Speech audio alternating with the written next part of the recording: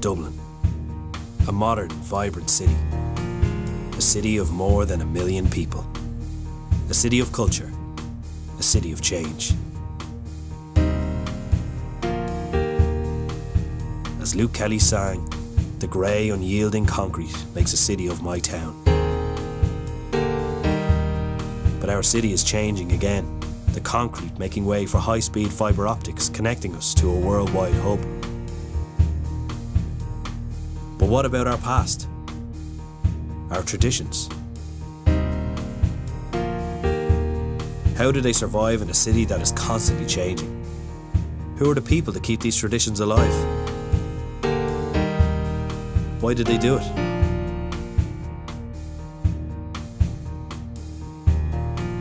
In this series, we will focus on the traditional champions of Dublin. Those who, despite all the changes in modern life, still want to hold true to their tradition, keeping our history alive. Welcome to The Last of Us.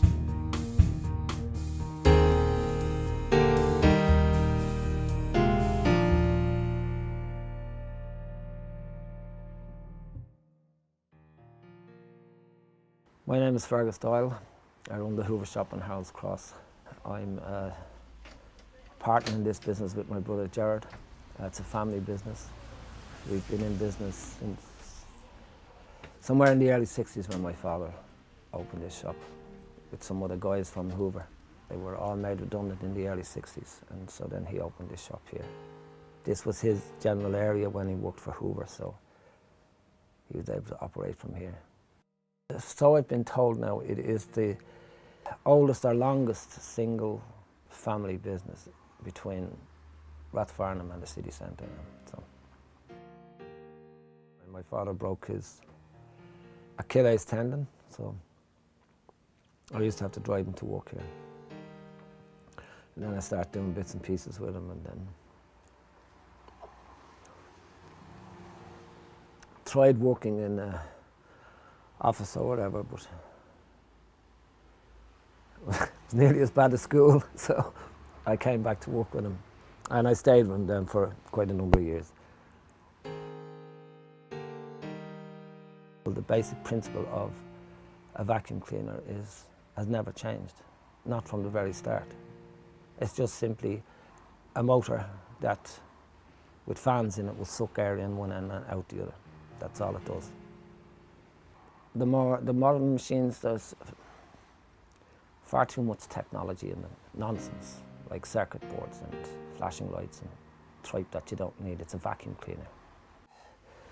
Nobody wants to spend more money than they have to, you know, and if people felt that they could get something repaired for a reasonable price, then they wouldn't be too keen on going out and spending 3 times that amount just to replace a machine, you know.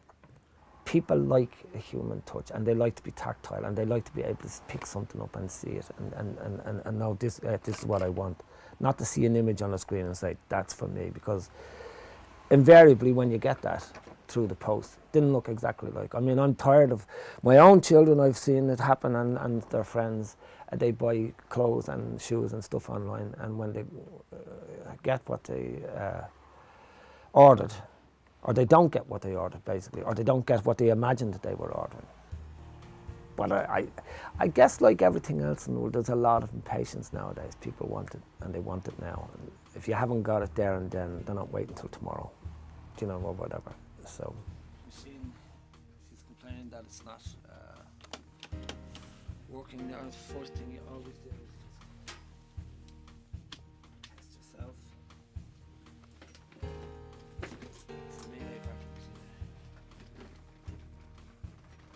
A very interesting story with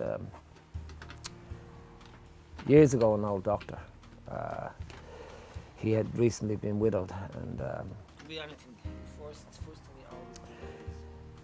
himself and my father knew each other from a very young age. They were young married men setting out, and my father working in Hoover. So he always came in here to me, and he had been in the shop having his machine serviced, and then because he didn't really know how to put it back together after he emptied it, He disturbed the seal, and I knew exactly what it was, and I did it for him here. And the phone, I was on the phone, and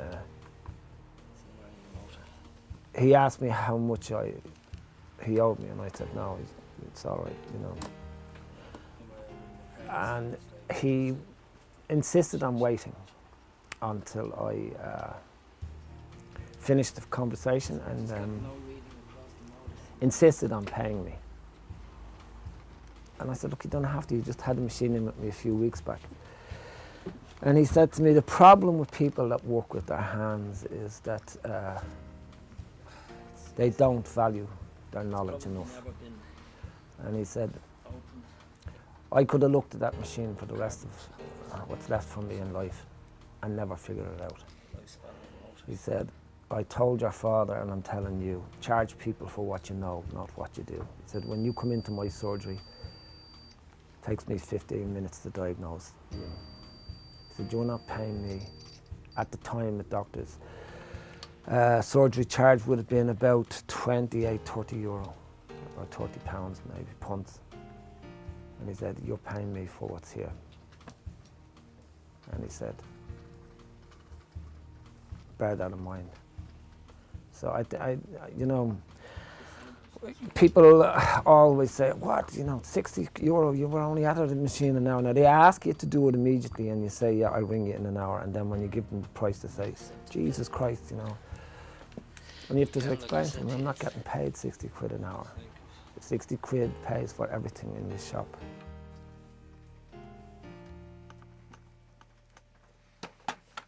I do get enjoyment out of fixing things for people and making things work for people. Yeah. I get lots of compliments and thank yous from people.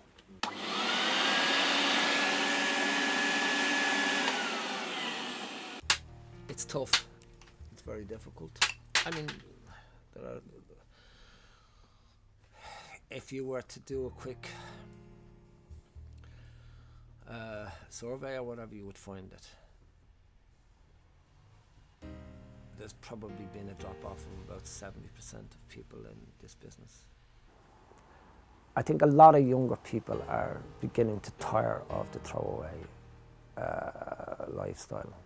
Not all of them, and certainly not a majority, a very small minority, but I have noticed that quite a number of young people come in here and are asking me for older machines because they know of their reliability and stuff like that, you know. Those Hoover uprights I was talking to you about, well, Hoover themselves have had to send them over to me because there's nobody working in Hoover that knows how to fix them anymore. Yeah, because they're such old machines.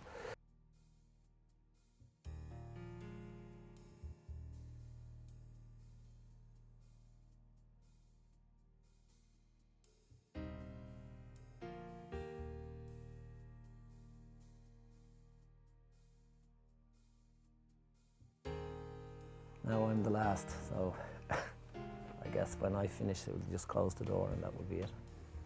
Because there isn't anybody really in the family interested. But anyway, it's a kind of dying trade, you know. I mean, it's the throwaway age, I guess, so there's no longer a need for anybody other than myself.